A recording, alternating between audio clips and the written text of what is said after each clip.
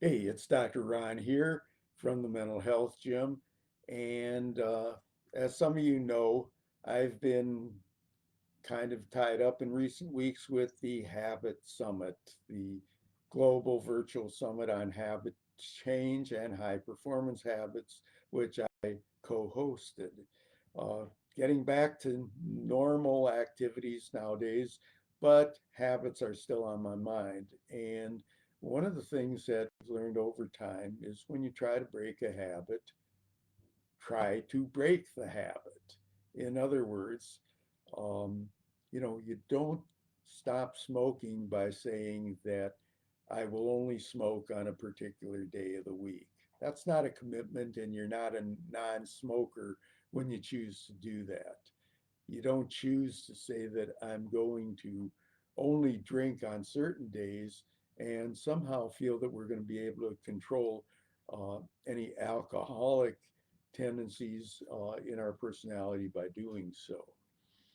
Somehow, when it comes to eating healthy, the cheat meal has become something that's been acceptable. And some people build that in as, hey, it's okay to have a cheat meal once in a while. It's not okay. The reality is that if you're going to eat healthy, that you should make it a definite part of your lifestyle so that just as many of us have learned, if we don't eat between meals, the world doesn't end in any way. We're able to continue functioning. And after a while, we don't miss it.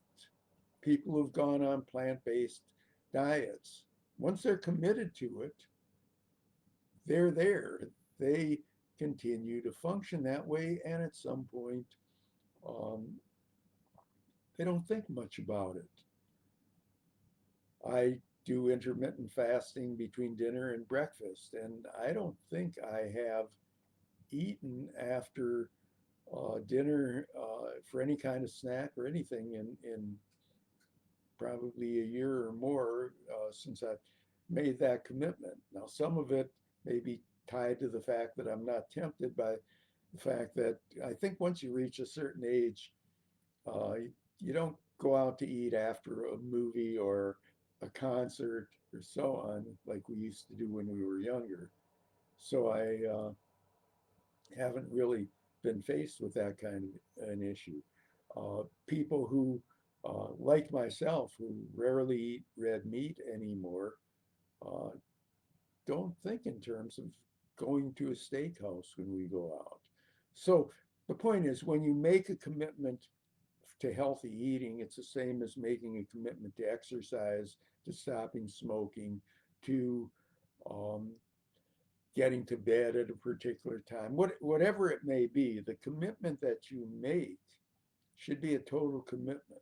Now, that doesn't mean, and this may sound paradoxical, that doesn't mean that there might not be a cheat meal in there sometime that's unplanned for. I admit that sometimes when I've gone to somebody's house for dinner, if the host or hostess makes an especially good dish, I sometimes take a second helping, even though one of the principles that I guide myself with is to take one plate full of food and don't eat anything more. Um, it works most of the time and definitely works uh, at home where I can control the environment and where I know what's happening. Uh, Same thing happens. I admit that sometimes um, on a particular busy day, where if I haven't eaten as much for lunch as I might have, I might make up for it with a snack in the mid-afternoon. I always build in a light snack, but this may be a heavier one. Again, kind of a kind of a cheat meal in a way. I think cheat meals are okay if number one, they're not frequent, and number two, if they're not planned for. If you plan to build in a cheat meal, then you're not making that commitment. Eating healthy is like being a non-smoker and being an exerciser. You either are or you aren't. And while people may slip in their commitments, don't build in those slips. It's not a strategy to have cheat meals as part of a healthy eating plan.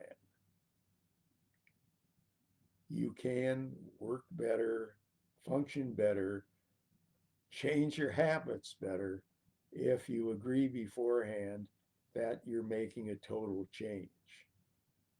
And then if occasionally you eat red meat, if occasionally you have an extra dessert, if occasionally you have a cheat meal, that's okay because circumstances may call for it.